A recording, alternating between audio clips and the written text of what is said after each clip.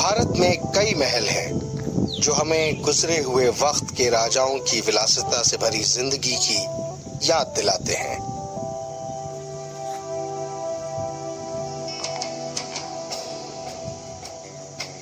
अपने सेविल रोज सूट पहनकर जब ये राजा भोजन के लिए यहाँ बैठते थे तो मेजों पर बेलफास्ट का लिनन बिछा होता था।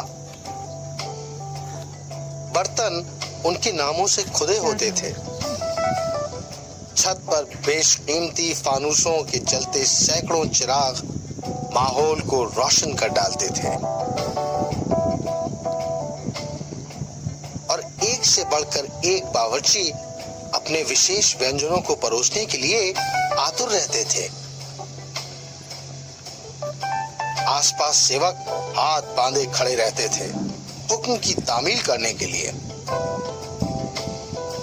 हुक्म कुछ भी हो, जवाब बस यही होते थे, जी हुजूर या हाजिर जनाब। ये राजसी शान शौकत तब थी और आज बड़ौदा का गायकवाड़ घराना इस शाही अतीत को पीछे इतिहास में छोड़ आगे बढ़ गया है। इस महल में रहते हुए वो आज के संदर्भ में राष्ट्र निर्माण की धारा के साथ जुड़ गया है। ये महल भारत का शायद सबसे बड़ा व्यक्तिगत घर है। इस महल का नाम रखा गया था पूर्वज महाराजा सयाजीराव गायकवाड़ तृतीय की पत्नी लक्ष्मीबाई के नाम पर, जो तंजौर की राजकुमारी थी। लक्ष्मी विलास पैलेस बड़ौदा के गायकवाड़ राजवंश द्वारा बनाया गया तीसरा महल था। इसके निर्माण में ईंट के साथ आगरा से मंगवाया गया लाल सैंडस्टोन, पूना से नीली और खास इटालियन मार्बल का भी प्रयोग किया गया। 3 मंजिल के इस राजमहल में 3 मुख्य भाग हैं। बाईं तरफ आम दरबार लगा करता था। बीच का हिस्सा महाराजा का हुआ करता था और दाईं तरफ था जनाना यानी महिलाओं का हिस्सा। महाराजा सयाजीराव गायकवाड़ के परपोते महाराजा रंजीत सिंह और महारानी शुभांगिनी राजे आज इसी हिस्से में रहते हैं। पर उस जमाने में महाराजा के अलावा किसी और पुरुष को यहाँ आने की इजाजत नहीं थी। इस हिस्से में राजस्थानी और जैन शैली के गुंबद और छतरियां बनाए गए थे, जिस पर खूबसूरत लताओं और फूलों की नक्काशी की गई थी।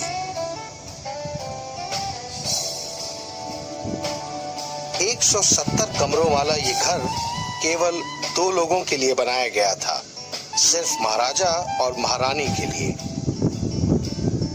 3 आलीशान भोजन करने के लिए हॉल, 2 फव्वारे, 4 आंगन और भी बहुत कुछ। अपने आप में ये एक अनूठी इमारत है। जैसा कि आप देख रहे हैं, महल का ये बाहरी हिस्सा विभिन्न शिल्प शैलियों का अद्भुत उदाहरण है।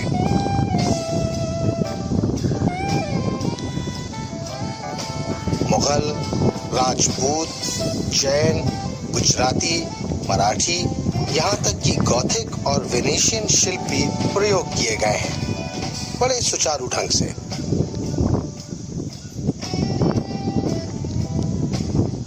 इस 500 फुट से भी अधिक लंबे बाहरी विस्तार का निर्माण 1878 में शुरू हुआ और 12 साल बाद 1890 में पूरा हुआ। 1,80,000 पाउंड की लागत से बना ये अपने समय का सबसे कीमती महल माना जाता था।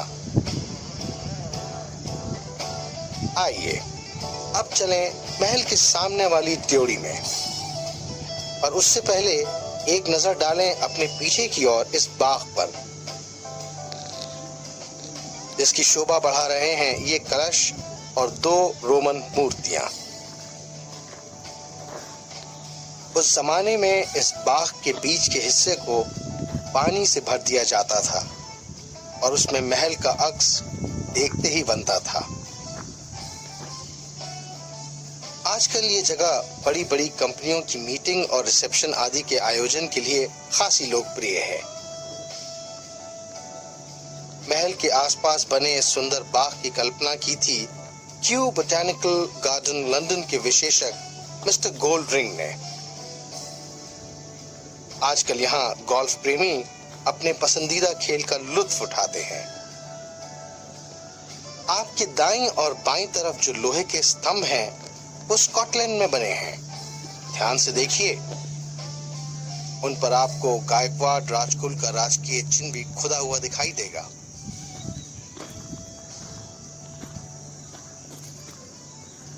कलश के सामने कांसे से बनी एक इजिप्शियन महिला की प्रतिमा है, जिसमें उसने बच्चे मोसेस को अपने सिर पे उठा रखा है।